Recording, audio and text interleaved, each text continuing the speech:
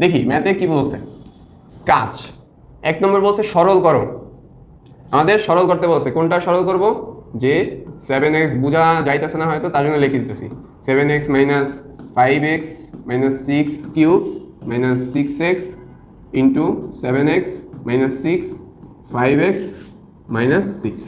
এই টাইপের ম্যাথ কিন্তু আমরা করছি না সরল করতে, এই টাইপের ম্যাথ কিন্তু আমরা সরল করতে করছি। সো আবার তোমাদের রিভিউ করে দিতেছি।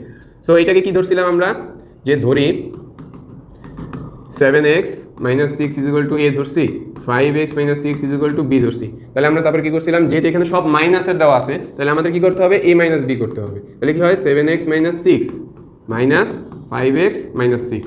এর পরবর্তী লাইনে আমরা কি লিখবো, 7x মাইনাস 6 ক্যালকুলেশন করবো 5x প্লাস 6, এই প্লাস 6 মাইনাস 6 কাটাকাটি যায়, 7x থেকে যদি 5x বাদ যায় তাহলে থাকে 2x। তাহলে a মাইনাস b এর মান কি হলো 2x। পরবর্তী লাইনে আমরা কি লিখবো, যে আমরা যেটা ধরছি সেটা করে দিই। তো এইটাকে আমরা কি ধরছি, a ধরছি, তাহলে a কিউব। এটাকে আমরা কি ধরছি, b ধরছি, তাহলে মাইনাস b কিউব। এইটা কি, যেটাকে ভাঙাইতে পারি না, যে 3 ইন্টু 2x ইন্টু এইটাকে কি ধরছি a, এইটাকে কি ধরছি b। ওকে, এইটুকু তো বুঝতে পারছি আশা করি। পরবর্তী লাইনে আমরা কি লিখবো, a cube minus b cube minus 3ab কে একসাথে রাখলাম, আর এই 2x এর বদলে কি আমরা লিখতে পারি, আমি ম্যাক্সিমাম ভিডিওতে বলছিলাম, ঠিক আছে, দরকার হলে ভিডিওটা দেখে নাও। সো এই দেখো a মাইনাস b এর মান কি বের হয়েছিল 2x না, তাহলে আমি কি 2x এর জায়গায় a মাইনাস b বসাইতে পারি, কারণ আমার মানই তো বের হয়েছে a মাইনাস b এর মান 2x। সো আমি 2x এর জায়গায় a মাইনাস b বসাইতে পারি।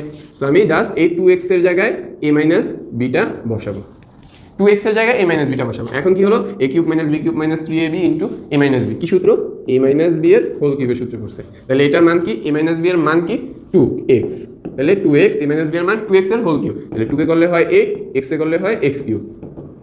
এটাই আমাদের অ্যান্সার। দেখছো কত বড় একটা ইকুয়েশন, ঠিক আছে, এত বড় একটা ইকুয়েশন, অ্যান্সার হচ্ছে একটা 8x কিউব। সো সরল করা মানে কি, ছোট করা। এটা অন কাইন্ড অফ একটা সৃজনশীল ধরে নাও, এটা অন কাইন্ড অফ একটা সৃজনশীল, খুব ইম্পর্টেন্ট একটা কাজ, ঠিক আছে, এটা খুব ইম্পর্টেন্ট একটা কাজ, ঠিক আছে, এটা খুবই ইম্পর্টেন্ট।